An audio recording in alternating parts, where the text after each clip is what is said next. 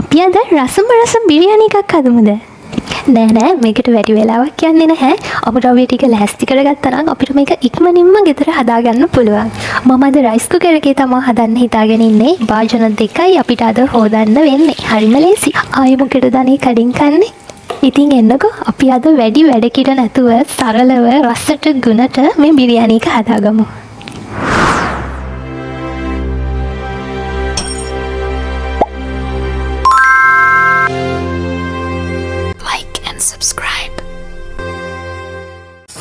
මුලින්ම කැකුළු හාල් නොවන ඕනෑම හාල් වර්ගයක් ඔයාට ගන්න පුළුවන්. ඔයා ගත්ත හාල් එක හොඳින් හොදගන්න. දන්නවද? ඔරිජිනල් බාස්මති අඳුනගන්න මේ හාල් වල තද සුදු පාට පුංචි ඩොට් එකක් තියෙනවා. මම අද ගත්තේ බාස්මති ග්‍රෑම් 500ක් පමණ. ටික වෙලාවක් පෙඟෙන්න තියෙනවා. ඊළඟට චිකන් ග්‍රෑම් 500 මේ ප්‍රමාණයන්ගෙන් ගත්තොත් 4 දෙනෙක්ට හොඳටම ප්‍රමාණවත්. ඊට පස්සේ මම මේ කරාපු නැටි එන්සල් කුරුඳු පොත්ත හොඳින් කුඩු කරගෙන චිකන් එකට එකතු කරගන්නවා. ඔයාගේ රස අනුව මිරිස් කුඩු, කහ කුඩු, සරක්කු කුඩු, ගම්මිරිස් කුඩු සහ රස අනුව ලුණු එකතු කරගන්නවා.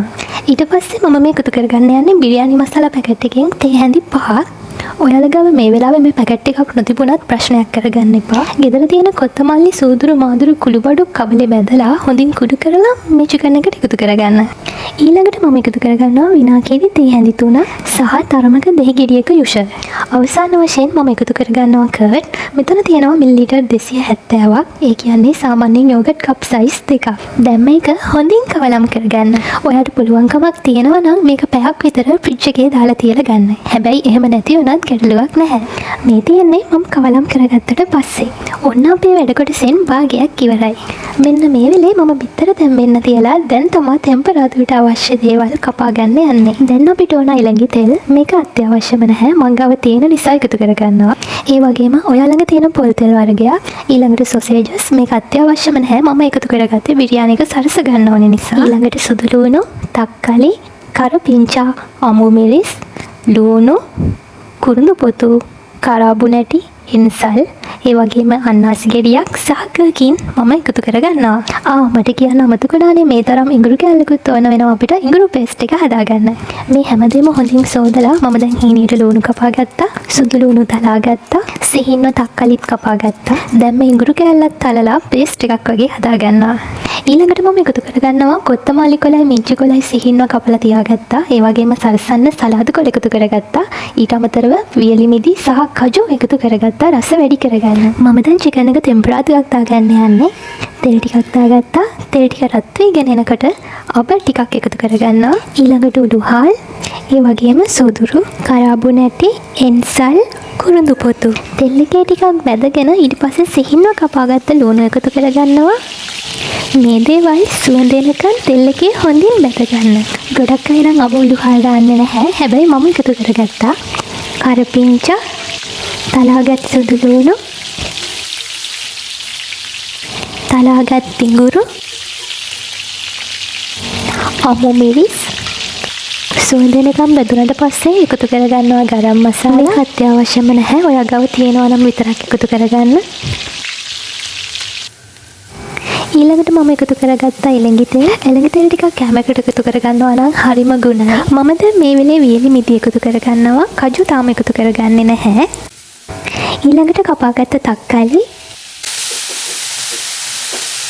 ඔන්න අපි දැන් මේ වෙලේ නැමෙලක් කරන්න තියාගත්ත චිකන් ටික මේකට එකතු කරගන්නවා. දැන් අපි මේක හොඳින් කලවම් කරගෙන කපාගත්ත කොත්තමල්ලි කොළ ටිකක් දාලා තැම්බෙන්න තියෙනවා. ඔන්න දැන් චිකන් එක මේ විදිහට තැම්බෙන අතරතුරේ මම අර කලින් පෙගෙන්න තියාගත්ත හාල් එක මගේ රයිස් කුකර් එකේ භාජනයට එකතු කරගන්නවා. මේ තියෙන විනාඩි 10ක් විතර ලිපේ තැම්බුණු චිකන් එක තැම්බිලා නම් ඇති. මම චිකන් ටික විතරක් තව භාජනයකට මාරු කරගන්නවා. වීඩියෝ එක දික් වෙන නිසා මම ස්පීඩ් දාලා තියෙන්නේ. ඔයාලා මේ දේවල් පරිස්සමින් නිවාඩුව කරගන්න. මේ චිකන් ටික විතරක් භාජනයකට වෙන් කරගත්තට ගත්තට පස්සේ මිතිරි වෙන මිශ්‍රණය අපි හාල් එකට එකතු කරගන්න. ඊට පස්සේ බලලා හාල් එක තැම්බෙන්න වතුර මදි නම් වතුරත් ටිකක් එකතු කරගන්න. මේ චිකන් මිශ්‍රණයයි හාල් තැම්බෙන්න වතුරයි හරියට එකතු කරගත්තට පස්සේ තමයි මේ චිකන් ටික අපි එකතු කරගන්න ඕන. ඔයාලා දැන් බලනවා ඇති මේ නැටි නැටි වගේ තියෙන්නේ මොනවාද කියලා. මම කරපිංචා ඉතිපිටින්ම එකතු කරගත්ත හින්දා මේ නැටි ටික විතරක් එකතු වෙලා තියෙනවා. ඉතින් මේ වෙලාවෙදි පුළුවන් මේ දේවල් අයින් කරගන්න. එකතු කරගත්ත වතුර ප්‍රමාණය නම් මට ඇති වගේ. ඔයත් මේ වෙලේ වතුර හරියටම බලලා ගානට තියාගන්න. නැත්නම් බත් එක බෙරි වෙන්න පුළුවන්. මම දැන් මේකට වියලි මිදි එකතු කරගන්නවා. ඒ වගේම මිංචි කොළ ටික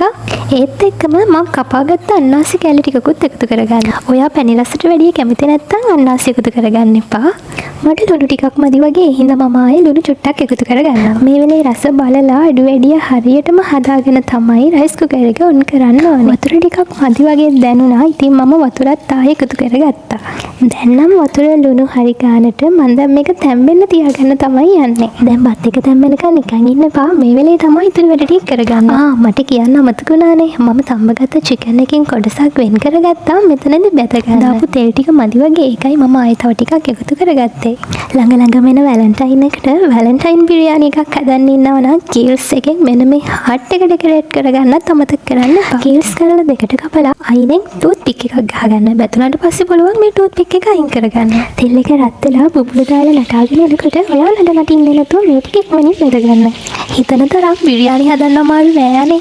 වැඩි වෙලාවක් යන්නෙත් නෑ. අවශ්‍ය දේවල් ඇස්ති කරගත්තා නම් ඔයාලට මේක විනාඩි 40ක් ඇතුළත හදාගන්න පුළුවන්. බිත්තර එක බදින්න කලින් මතක් කරලා ටූත් පික් එකකින් බිත්තර එක සිදුරු කරගෙන ඉන්න.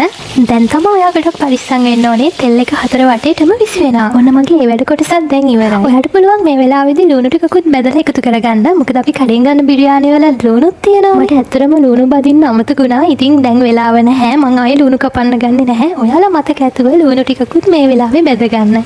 ඒ වැඩ ටික ඔක්කොම ඉවර වෙනවත් එක්කම ඔන්න බත් එක නම් ගානට ඉදිලා. මේ වෙලාවේ නම් හරිම සුවඳයි. මේ වෙලාවේ නම් පාට සුවඳ හරි ගානට. ගොඩක් අය මේ වෙලාවේදී බිරියානි එකට කලරින් එකතු කරනවා. මම නම් මේ වෙලාවේ කලරින් එකතු කරන්නේ නැහැ. මේ වර්ණය ඇත්තෙම මට ලස්සනයි. ඔයාට කැමති නම් ෆෘට් කලරින් ටිකක් එකතු කරගන්න පුළුවන්. ලස්සනට සරසන්න ඕනි හින්දා ඔන්න මම පොට් එකකුත් ගත්තා. මොකද කටට රස වගේම ඇසට ප්‍රිය වෙන්නත් ඕනනේ.